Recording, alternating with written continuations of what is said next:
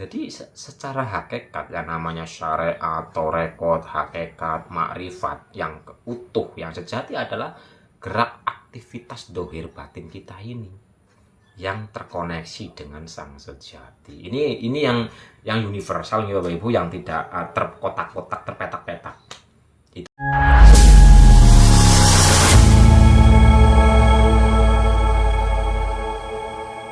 Jadi secara hakikat yang namanya syariat, torekot, hakikat, makrifat yang utuh, yang sejati adalah gerak aktivitas dohir batin kita ini yang terkoneksi dengan sang sejati. Ini yang universal nih Bapak Ibu, yang tidak terkotak-kotak, terpetak-petak.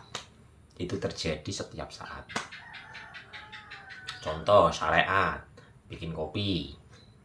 Syariatnya apa? Ya kan harus ada kompor, kopi, gula, air, dan sebagainya, aturannya ini.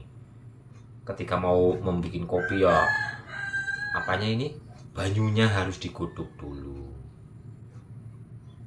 Harus ada prosesnya lah, ini proses, aturan, proses. Bukan, aturan.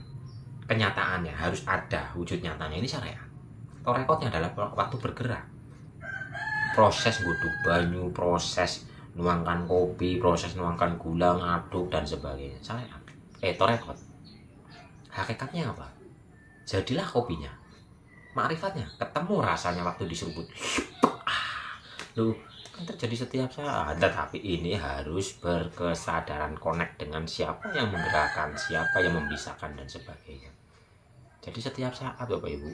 Makanya syariat, torekot, hakikat, makrifat tidak bisa dipisahkan satupun. Karena ini adalah satu kesatuan yang utuh, dipraktekkan setiap saat. Ketika dipraktekkan penuh dengan kesadaran setiap saat, inilah yang disebut dengan ibadah. Inna sholati wa nusuki wa mayahya wa mamati lillahi rabbil alamin. Sesungguhnya hidupku, ibadahku, sholatku, matiku, semua untuk Dia, kan gitu. Setiap saat. Ini yang universal, yang sudah tidak terpetak-petakan, itu terjadi setiap saat. Makanya pelajaran ini sebenarnya bukan hanya sekedar teori, bukan sekedar wawasan, tapi apa? Praktek. Kejadian laku, nyata setiap hari, cuman selama ini tidak disadari. Karena selama ini memahaminya hanya sekedar bacaan, pengetahuan, konsep, dan sebagainya. Padahal ini dinyatakan dalam kesehari-harian, karena 4 pilar ini selalu dinyatakan, dikerjakan, dirasakan oleh diri Bapak Ibu, oleh kita semua, kan utuh, nggak terpisah-pisah. Satu kesatuan tak bisa dipisahkan. Iya, sang pancernya ini yang menjadi penyaksi atas segala semuanya, nggak bisa dipisahkan. Makanya ada syariat tanpa hakikat, ya mumet ntar. Hakikat tanpa syariat mumet juga. Jadi ini terjadi di setiap hari, setiap saat. Tinggal kita hadirkan kesadarannya.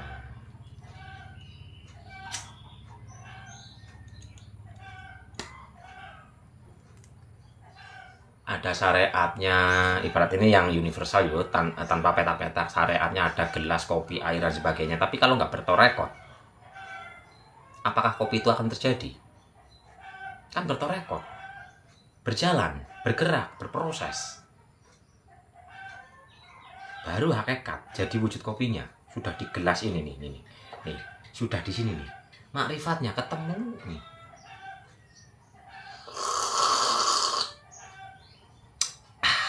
Lu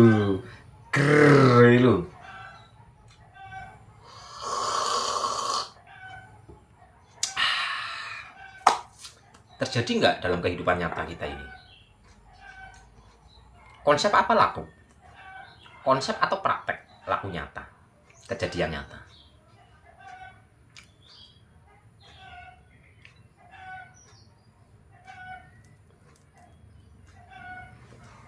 Waalaikumsalam, rahayu untuk semuanya.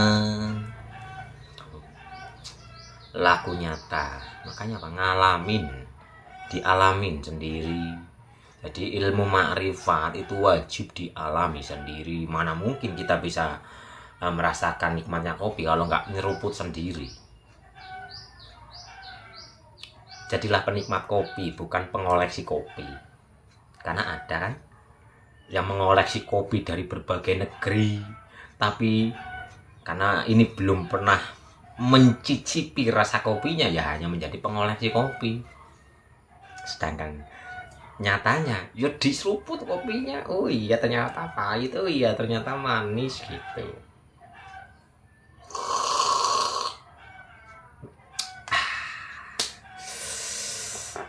Tapi ya udah, yang penting apa? Tenangkan dulu, tenangkan dulu pikirannya dengan olah nafas itu tadi.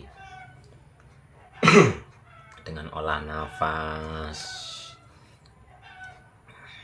jadi ada step by stepnya. Olah nafas untuk memperbaiki jalurnya energi, menyehatkan tubuh dulu.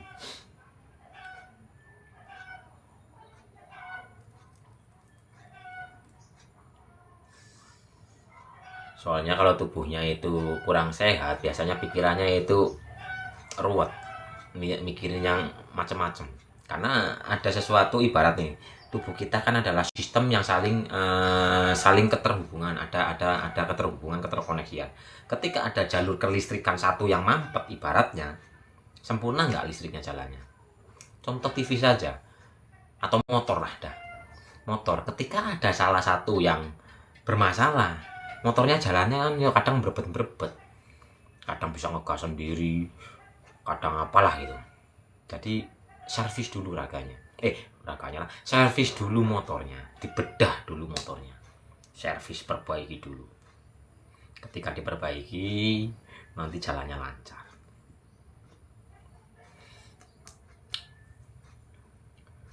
Bersih hatinya dibersihkan dulu, tapi membersihkannya bukan dengan back clean, so clean, rinso, bukan ya Ibu. Bukan. Kalau ada yang mau pakai so clean, back clean dan sebagainya, ya monggo, mau ada yang penasaran, tapi yo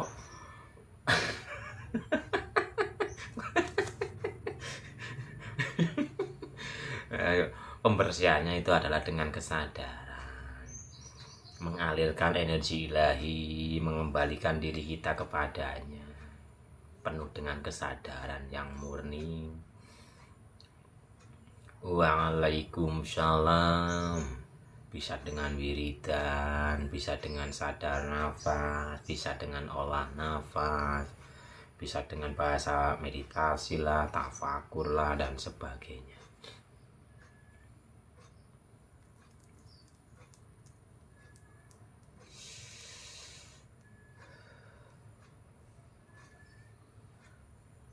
Yang sudah rajin wiridan, mulai dihayati, diresapi, bukan hanya mengejar kepada angkanya, karena mungkin mempunyai target 5.000 gitu, jadi fokus kepada bacaan, yang penting memenuhi target. Tidak. Karena sebenarnya bukan di seberapa banyak bacaannya, tapi seberapa banyak koneksinya, terkoneksi gitu loh. Terkoneksi dengan getaran-getaran itu.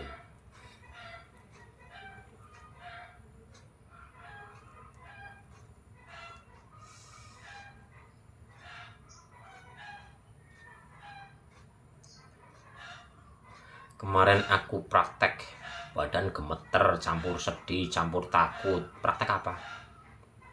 Praktek olah nafas, sadar nafas, atau wiridan, atau apa?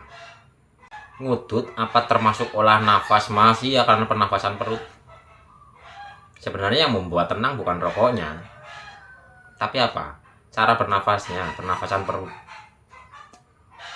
Pernafasan perut kan di saat menarik nafas, perutnya mengembang.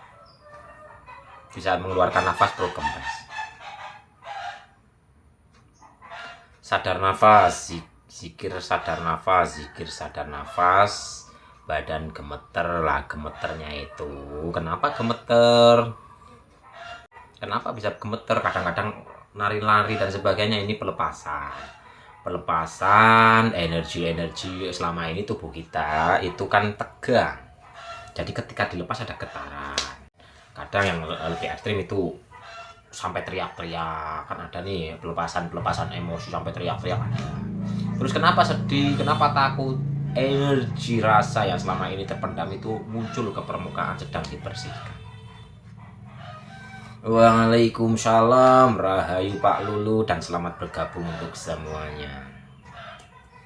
Wajar yang awal proses tiba-tiba rasa yang tiba-tiba ada rasa yang muncul dan sebagainya, seperti sedih, khawatir dan sebagainya, wajar karena endapan-endapan itu sedang dibersihkan, naik ke permukaan. Udah, teruskan saja, lanjutkan saja, praktekkan penuh penghayatan, nanti dengan sendirinya tenang.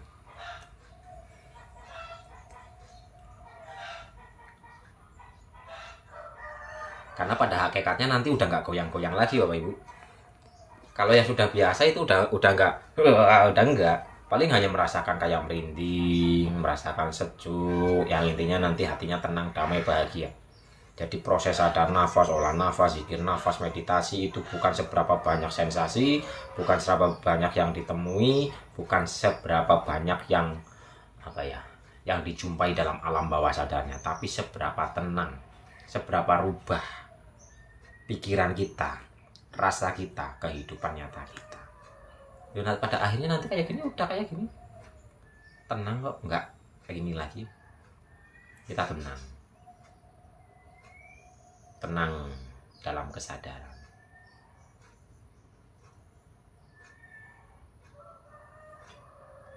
Indah.